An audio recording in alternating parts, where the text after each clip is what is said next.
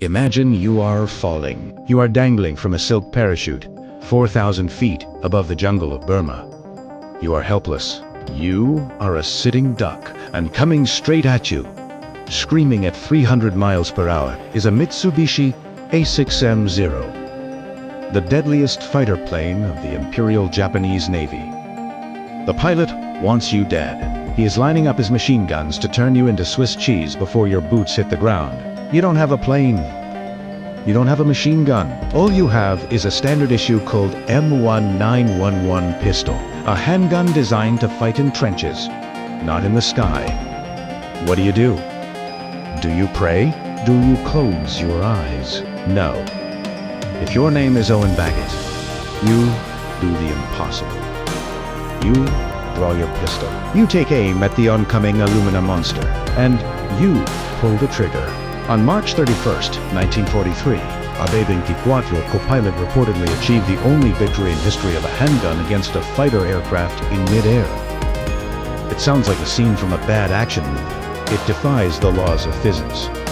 It defies common sense. But according to witnesses' enemy reports, and the man himself, it actually happened. Hi, I'm Ray. We usually talk about tanks and battleships, but today we are talking about the ultimate David versus Goliath story.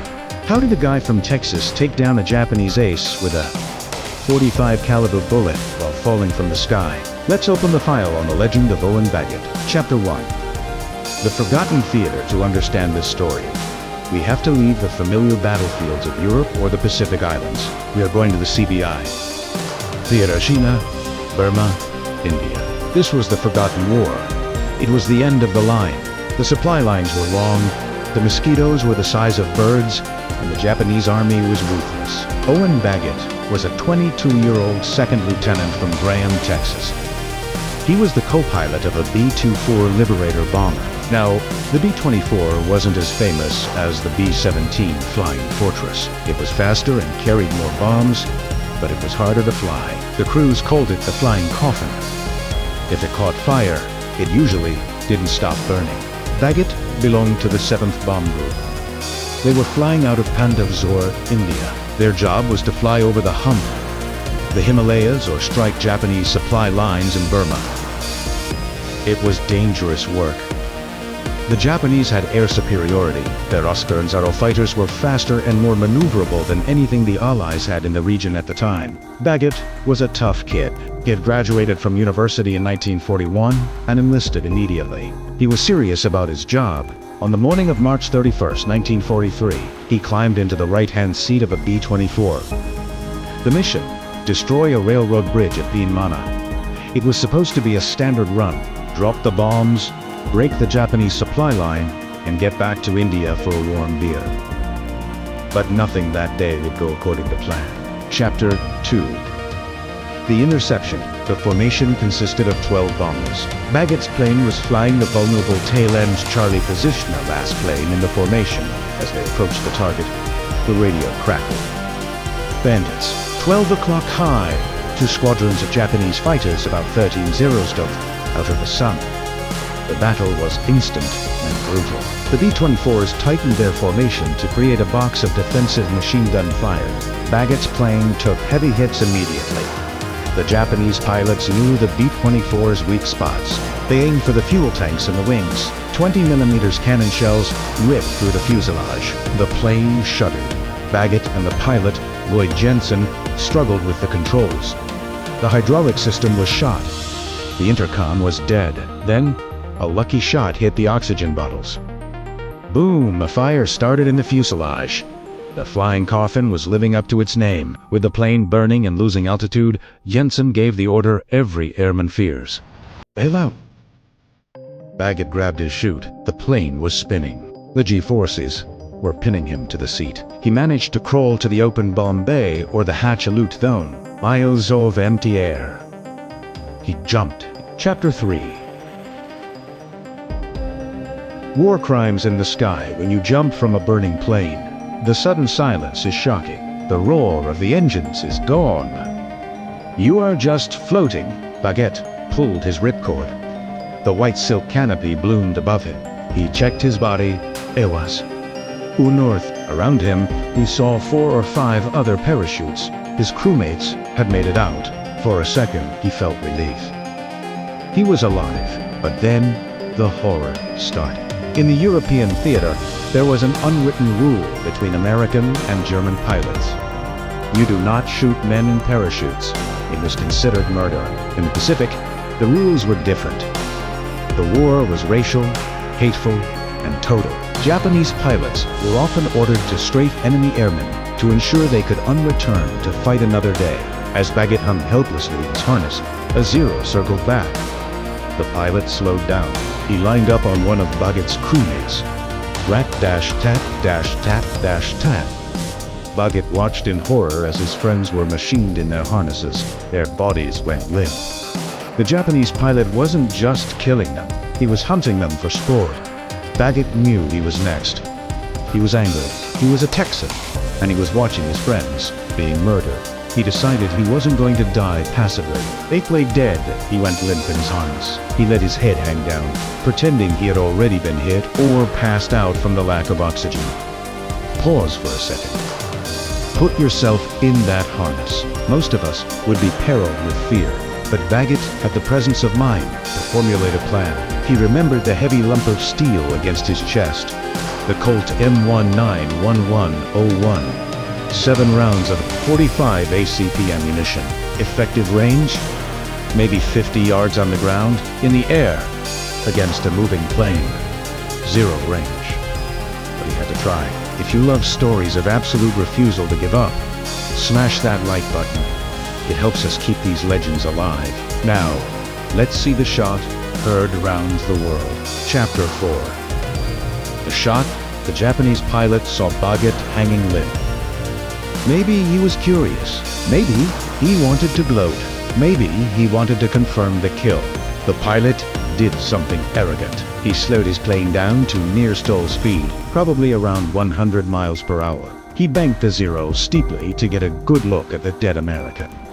Crucially, the Japanese pilot opened his canopy. Why? To get a better look? To get fresh air? We will never know, but witnesses confirmed the canopy was slid back. The plane spiraled closer. It was huge. It was huge. The red meatball insignia on the wing was glaring. Baggett could see the pilot's face. He was that close. The plane was feet away. Baggett snapped, his eyes open. He reached into his holster. He drew the M1911. He raised his arm. He didn't have time to aim properly. He just pointed at the open cockpit. He squeezed the trigger. Bang! Bang, bang, bang. He fired 4 shots. The heavy recoil of the .45 kicked his hand back. He watched the pilot. Did he miss? Suddenly, the Zeo hitched up violently. Then it stalled. Then it rolled over and entered a tight spin. The plane plummeted toward the earth. It didn't pull out. Baggett watched it disappear into the jungle canopy below. No explosion, just a crash. The pilot had been hit. Owen Baggett, floating in a parachute, had just shot down a fighter plane with a pistol. Chapter 5. The weapon the M1911 lets. Talk about the tool he used. The Colt M1911 is a legend. Designed by John Browning, it served the U.S. military for over 80 years. It fires a 45 ACP round. It's a big, slow, heavy bullet. It's like throwing a brick. It has immense stopping power. If you hit a man in the chest, he goes down. But shooting a pilot in a moving plane, the odds are astronomical. The pilot was moving. Baggett was falling. The wind was buffering both of them. Baggett likely hit the pilot in the head or chest, causing him to jerk the controls back, stalling the plane. It was a golden BB, the 1 in a million shot. Chapter 6. Prisoner of war. The victory was short-lived. Baggett landed in the jungle. He evaded capture for a few hours, but he was soon surrounded by Burmese locals who were collaborating with the Japanese. They handed him over. For the next 2 years, Owen Baggett lived in hell. He was sent to a POW camp in Singapore. He weighed 180 pounds when he crashed. By the time the war ended, He weighed 90 pounds. He was beaten, starved, and interrogated, but it was in the camp that he got confirmation of his kill. Several months after his capture, a Japanese colonel visited the prison. He was looking for the American who had shot down a plane with a pistol. The colonel told Baggett that they had found the crashed Zero. The pilot had been thrown clear of the wreckage. He had a single bullet wound in his head. The bullet was a .45 caliber slug. The Japanese were extremely superstitious about it. They thought Baggett was some kind of marksman spirit. Ironically, this fame might have kept him alive. He was a celebrity prisoner. They didn't execute him because his story was too fascinating. Chapter 7. Skeptics and confirmation now. Historians love to debate this story. Did it really happen? Some say it's impossible. They say the Zero was probably damaged by the B-24's machine guns earlier, and the pilot just passed out at the same moment. Baggett fired. Others say the Zeal pilot accidentally stalled while trying to get too close. However, there is no evidence to disprove Baggett. He stuck to his story his entire life. He was a humble man who eventually retired from the Air Force as a colonel. Furthermore, Japanese records do show the loss of a plane in that sector that day with no reported mechanical failure. The colonel in the POW camp confirmed the bullet wound. Unless we invent a time machine, we have to take the word of the man who was there. Conclusion: Owen Baggett passed away in 2006. He took his memories with him, but he left behind the greatest bar story in history. You shot down a plane? Cool! I did it with a handgun while hanging from a string. It represents the ultimate G.I. spirit.